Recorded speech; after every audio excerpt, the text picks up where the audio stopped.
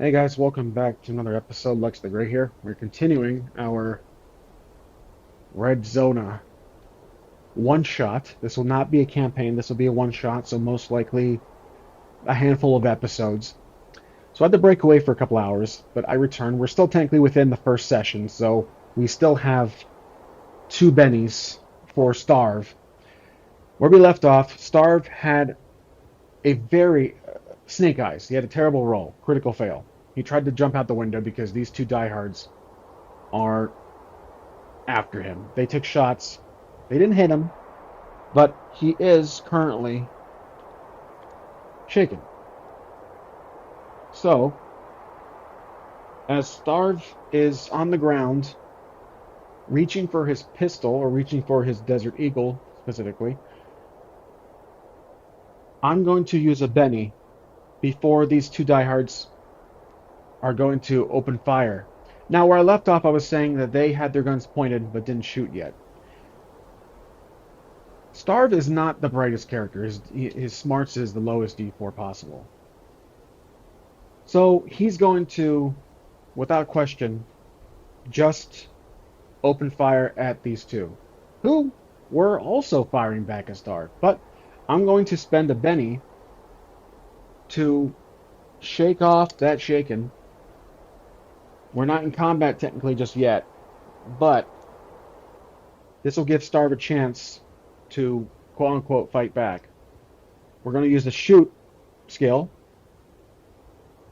and that is a D8 with the wild die. He's going to open fire, take one shot at this diehard right here. Now these two individuals will be D6 difficulty, with the toughness of 6, parry of 5, and a fight of D6, or shoot a D6, depending on what they want to do. So let's roll for the consideration of a modifier. Because Starv is on the ground, that's going to, the target number of shooting is a 4. So we have to do a target number, a modifier with a -1 due to the conditions. He's on the ground, he's desperate. I could do -2, but I'm going to give him a slight chance and do a -1. Okay, well look at that. The wild die, thankfully, per Savage World's rules, succeeded. That 4, total 4 -1 off the 5, hits this. They're both extras. They're not wild cards. These are not important characters. They're just two members of the diehards. It hits this individual. So now we need to roll for damage. The Desert Eagle has 2d8s. So we're going to roll these 2d8s and see if it hits off the one shot he took. Okay. The toughness is 6, what you're basically looking at right now.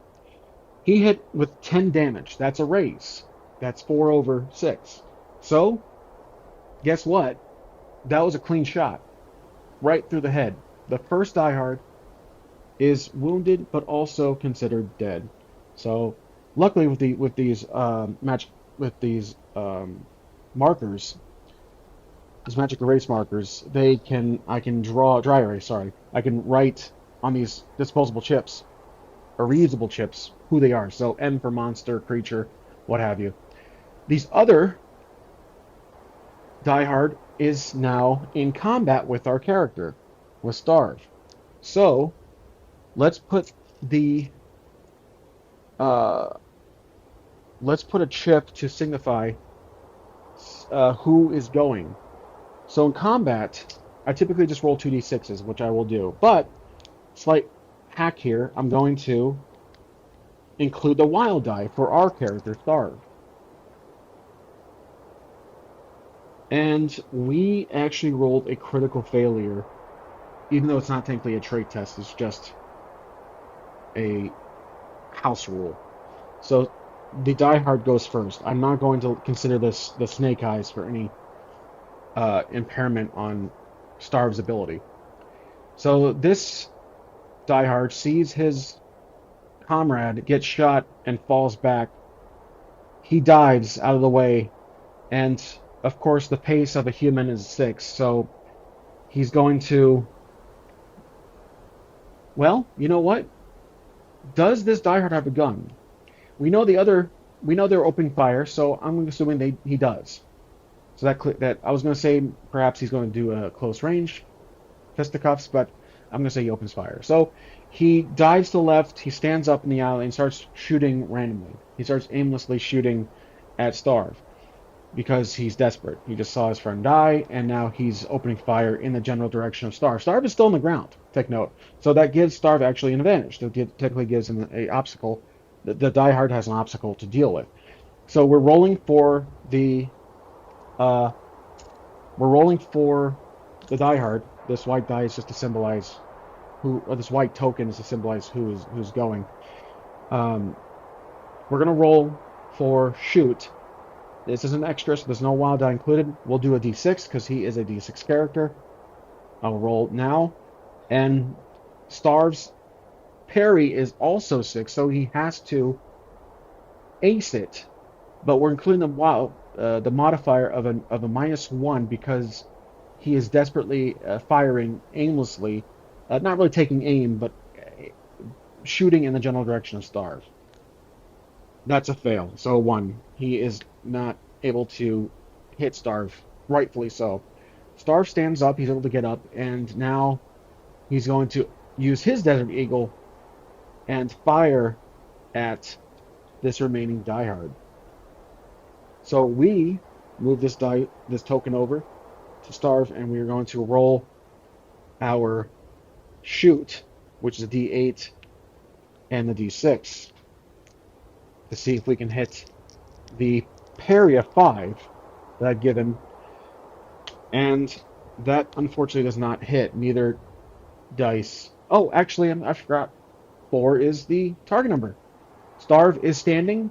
There's no real obstacles. This diehard is standing up also in between the aisles. Perhaps the aisle itself could be a -1, but I'm going to ignore that and just say the bullet does indeed hit. 4 is a hit. Thus, now we roll for damage. The Desert Eagle, as mentioned before, is 2d8s, and we're going to now roll that. So the toughness is 6, and he does hit, but it's a shaken. 8 is not a raise. So we give our diehard here actually that's the wrong one. We give him a wound. I'm sorry, a shaken. There you go. So that white poker chip represents him being shaken. Okay, now it's back to the diehard. We have to do a spirit roll to see if he can shake off that shaken.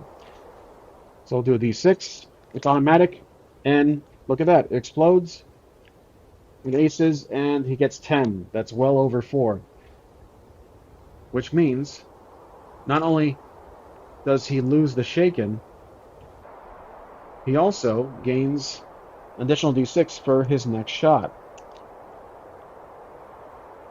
So the bullet fired by Starv perhaps just chipped him in the shoulder, grazed him, and now this diehard is going to run at the end of the aisle and open fire at Starv, who is still there. Starv probably should have moved. So I'll give him an extra d6, a pretend wild die, and choose the highest roll. So this is kind of like an advantage if we're thinking D&D. So he's using his shoot to fire at Starv. And 4 is obviously the number we need. He hits Starv with the gun, with his weapon. And now we roll for damage, which will be a d6 again. But thinking about similarities, I actually should roll 2d6. 1 for his strength and 1 for the weapon.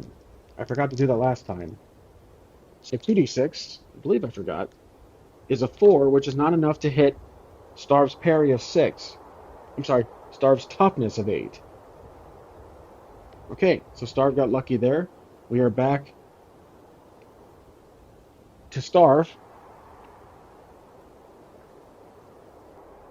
Okay, we're back to Starv. Now, Starv, let's see how many bullets we have left, if we have any bullets. I don't recall what game this comes from, but you basically roll a die, and the more you use your weapon, the more often you have to roll a ammo check, I think it's called, or some variation of that.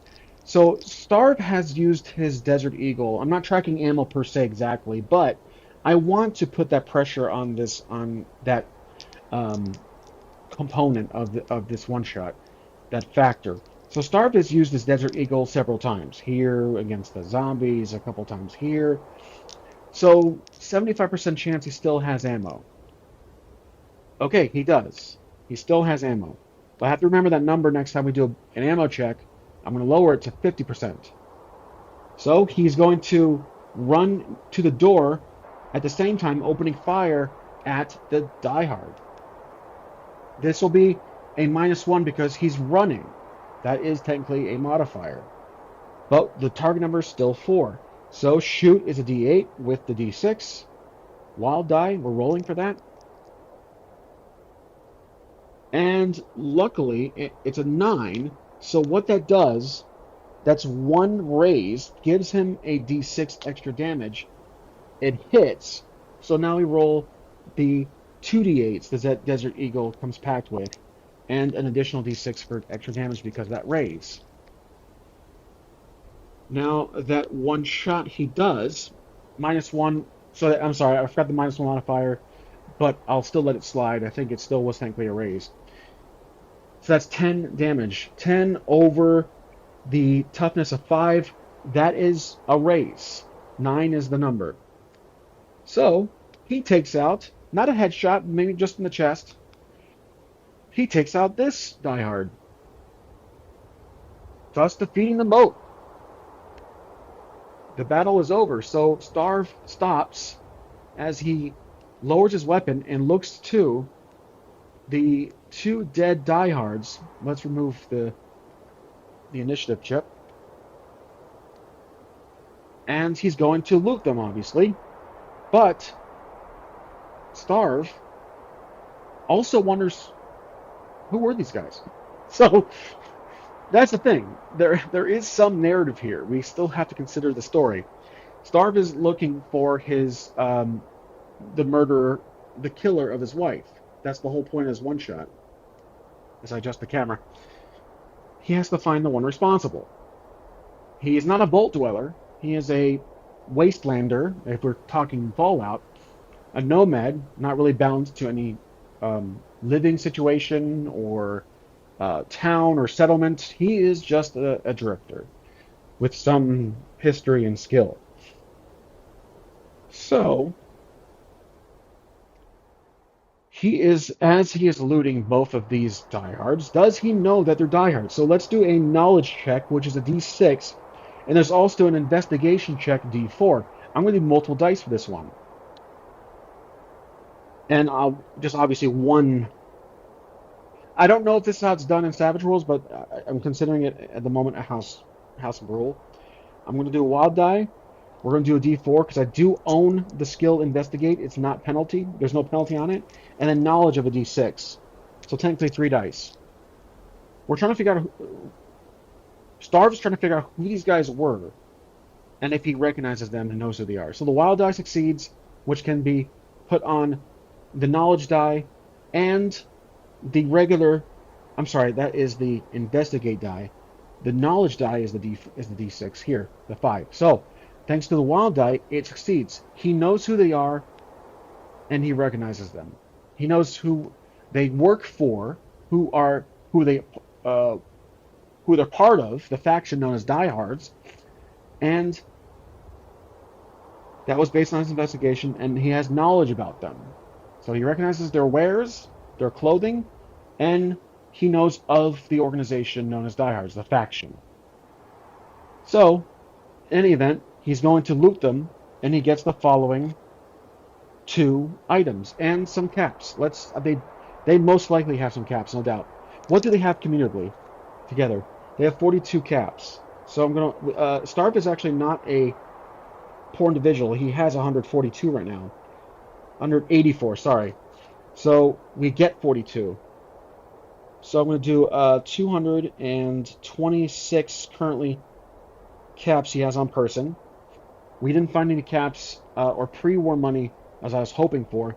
I'm going to be making that very rare in this Fallout-esque world.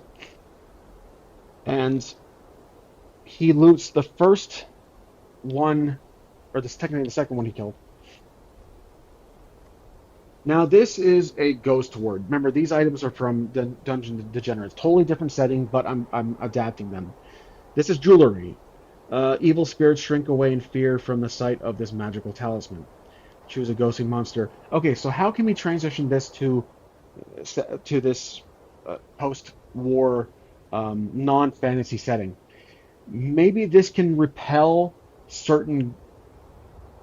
Well, if he is a quote-unquote wastelander, he's used to the radiation left over by the nuclear war, the nuclear holocaust. So he doesn't necessarily need anything to help with that. That's not really a skill I put in or edge. I'm just considering it naturally due to his person.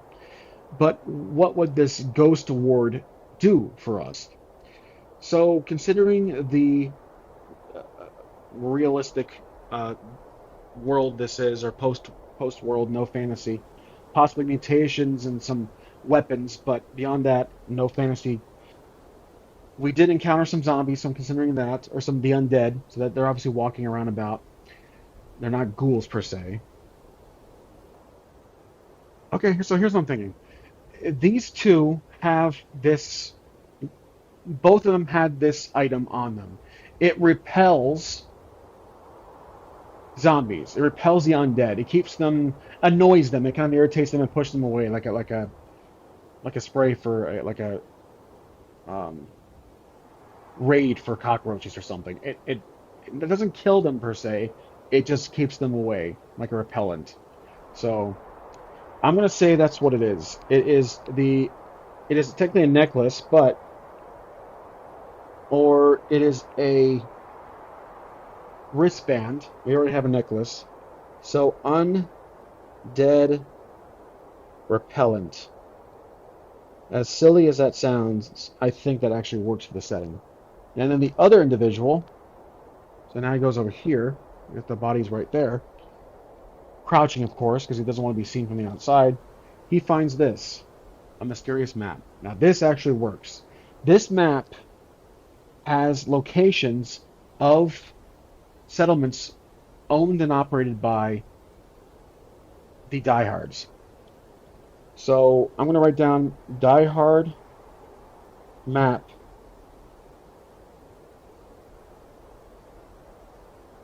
Now, let's do a big question here. Did the killer of does the killer of Starv's wife work with is with the diehards? Let's do 50-50 on this one. We probably acting this way too early, but it might give Starv an idea. 50-50. This question's for the GM. Okay, 21. He does. So that makes sense. Those are the first faction we ran into. Starv encountered two diehards. Okay, so the killer, the person responsible for killing Starv's wife, is a member of the faction known as diehards. But we're not gonna go beyond that. I'm not gonna mention. I'm not gonna say he is blah blah blah of the diehards. He's just, we know he's with the faction. So Starv is kind of thinking that he knows that his wife. Uh, this being a one shot, we're not really going too much in the backstory, but his wife was um, killed a perhaps few months ago, and he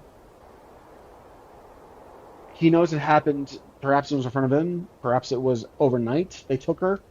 It was. It happened in this area, this region of formerly Arizona, known as Red Zona. So the diehards own this. They are the biggest faction in this area. If we are to do some world building here, so I'm thinking that he's connecting the dots. Yeah, I'm guessing it was the nomads, or not the nomads. It was the diehards that he's looking for. So he's going to use the map, and what we're going to do is do a. He doesn't have streetwise, but he has tracking. He's going to go outside unravel the map, and try to see where he is with landmarks, significant mountain ranges, because this is southern Arizona. We're talking like the Sierra Vista area or just south of Tucson. He's looking at the map and he's trying to figure out if he sees any landmarks or markings on the map that resemble his area. So he's looking on the distance. He can see mountains, and we're going to do what is called a tracking perhaps, or survival knowledge. We have a few options here.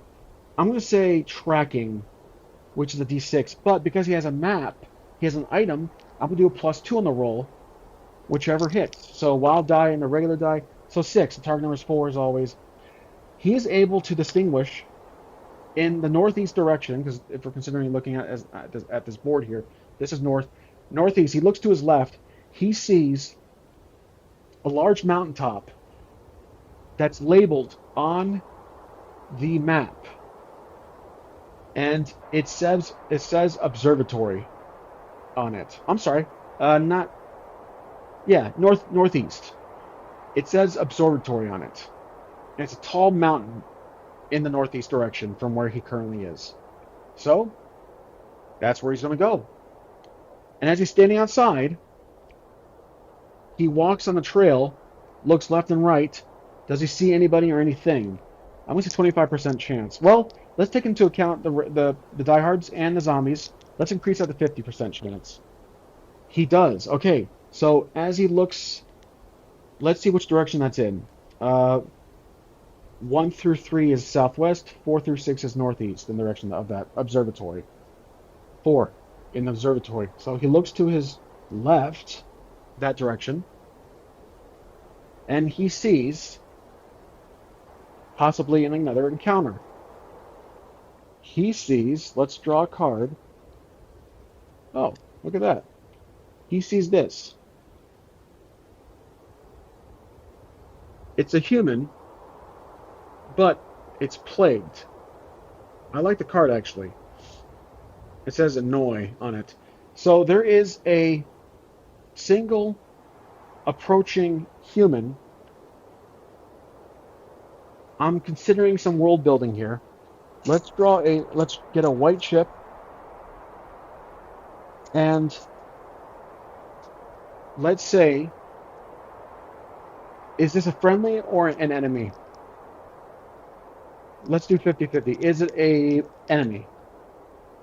It is. Okay, so we have another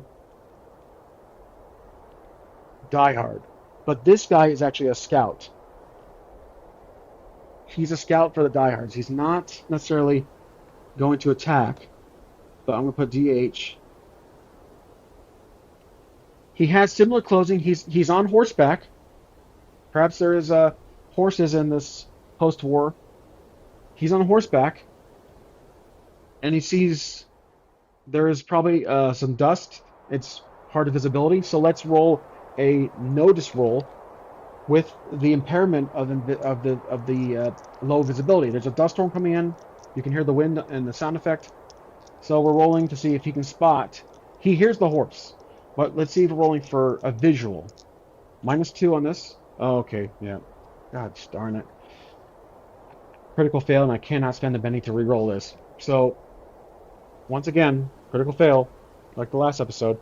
This scout stops and sees Starv. I want to know how this critical fail pushes back.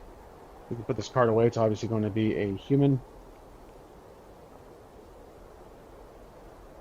I want to see how this affects the story, or the setting as we advance here. So let's roll 81 official, okay. 79 reassuring. Okay. So this individual is not a scout with the diehards. He is a messenger. And he was on his way to speak to this outpost of the diehards. And as he comes out of the uh, cloud of dust, as it's probably blowing east, he sees Starv with some blood on his hands. Starv is looking in at the map and looking left. This scout on the horse, not scout, this messenger on the horse comes out of dust and sees Starv. Now the critical failure here is that he turns back around, or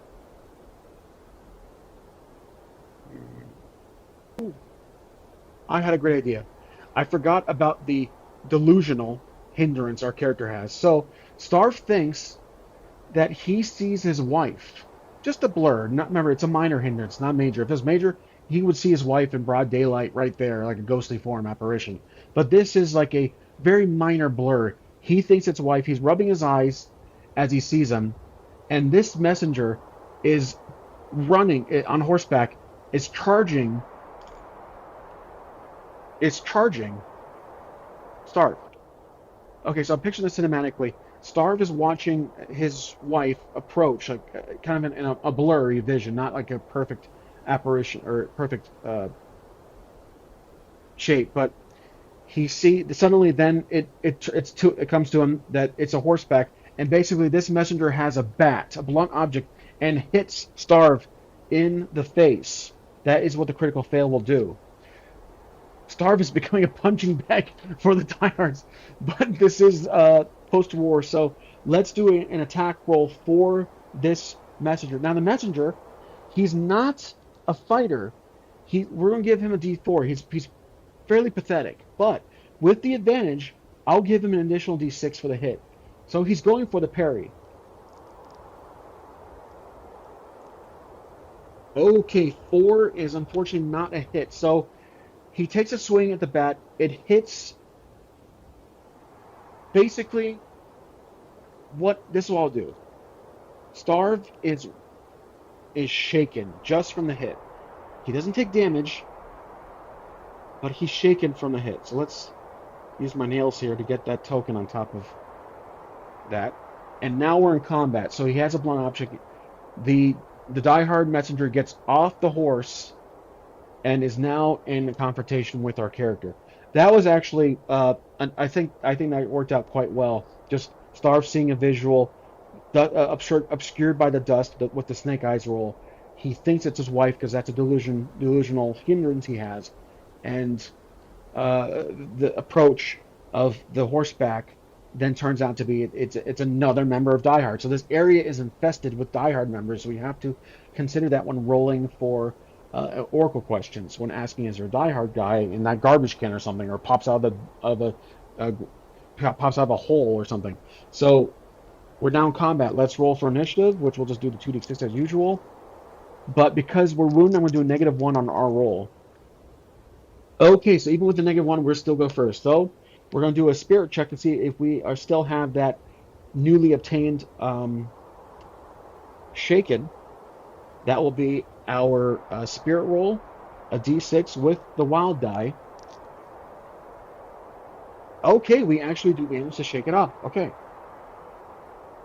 I could use the Benny, but I want to save that for just in case moments. Now, we're up close with this guy.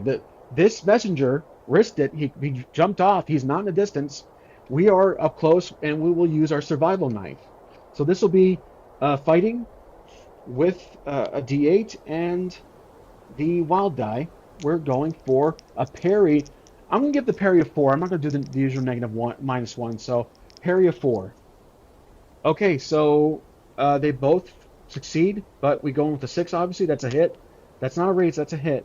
So now we roll for strength plus the d4 of the knife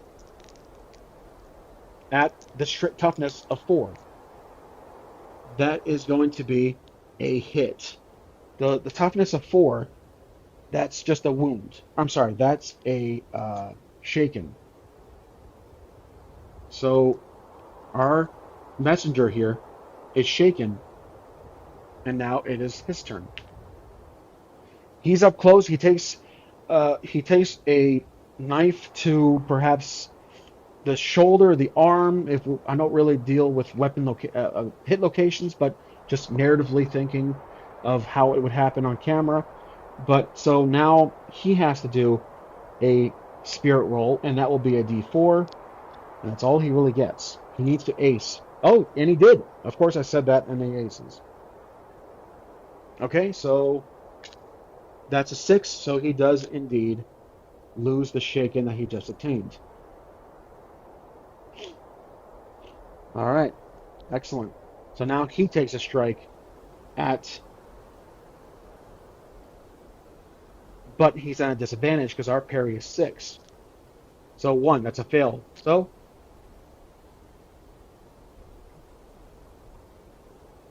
Starv is going to take a lunge. So give him +1. He's going to put full force into the stab, going for the chest region or somewhere in the torso with his fight. Again, D8, wild die. I'll give a +1 for this. All right, the D6 explodes, aces. We'll keep the D8 right there, but it might be the D6 that takes this one. Let's use another wild die, another white die. Okay, so that's a 9, which is higher than the D8. So that's going to be over the parry of 4. So that's a 9. That's 1 raise, so that's an extra D6 for this next attack of the strength die, D8. I'm sorry, D6, and the D4, plus an extra damage die of a D6. Okay, so we have 9, 10, toughness of 4. That's going to be a, actually, yeah, that's 10. So that's me a raise, and that's a wound. So he kills this messenger, stabs him. Same again, just from experience. Starv knows this is a diehard. Same wears. They probably have a patch or they have similar clothing, similar vest. He takes him out. So that individual has been terminated. Terminated. So now he's going to pull the body out to the side and inside the store, and then he's going to see what he has on him. Now, does he have any? How much gold does he have? Let's just do let's just do a D10 and a D6. He has 8 gold. He has 8 caps, so not that much at all. So I'll add that to his inventory. That's going to be 234 caps. All right. And now he's going to loot him, see what this guy was doing here. And he finds, oh my gosh, this is perfect. This draw was perfect. He finds official papers. That's literally what I just drew. And these official papers will be revealed in the next video. So another good cliffhanger. So that went fairly well. Thank you as always for watching, and I'll see you guys in the next Red Zona.